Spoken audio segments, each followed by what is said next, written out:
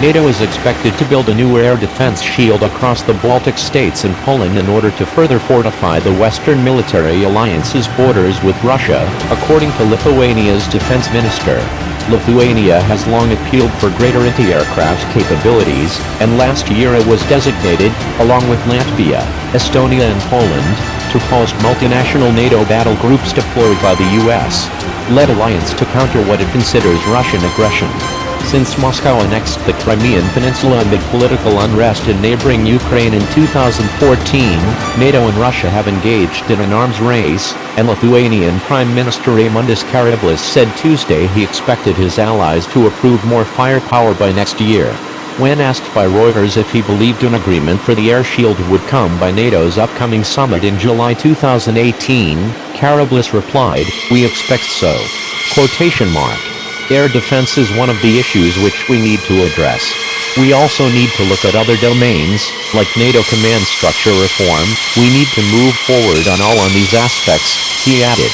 While NATO's $892 billion, 29-nation army easily outweighs Russia's military prowess on paper, an internal report recently leaked by Der Spiegel embarrassed the alliance, finding that its capabilities had been atrophied since the Cold War and that its existing command structure would quickly fail if met with a sudden, all-out attack from its Russian rival.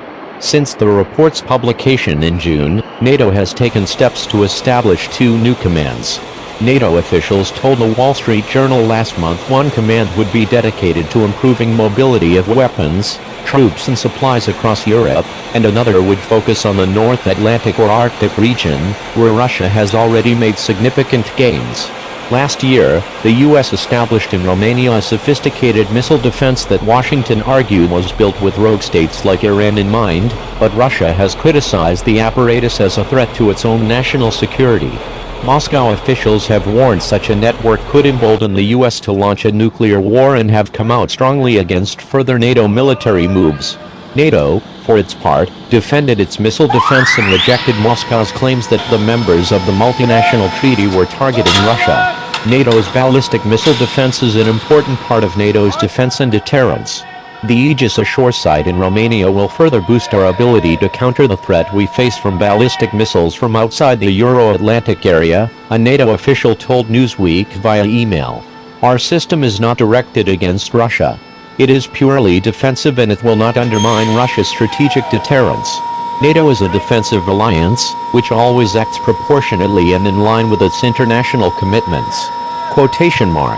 Shortly after the U.S.'s Aegis combat system was integrated into NATO, the Baltic states and Poland entered into talks with defense contractors in June 2016 to establish a comprehensive anti-aircraft system, the Financial Times reported.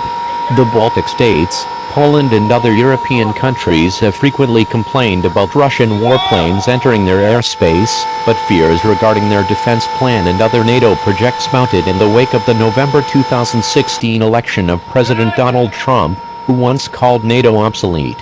He has since reversed his position.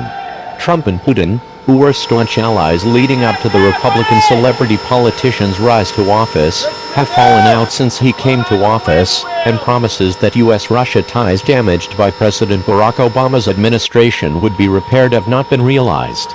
Trump and Putin were expected to meet for the second time as soon as Friday, in Vietnam, amid Trump's first presidential tour of Asia.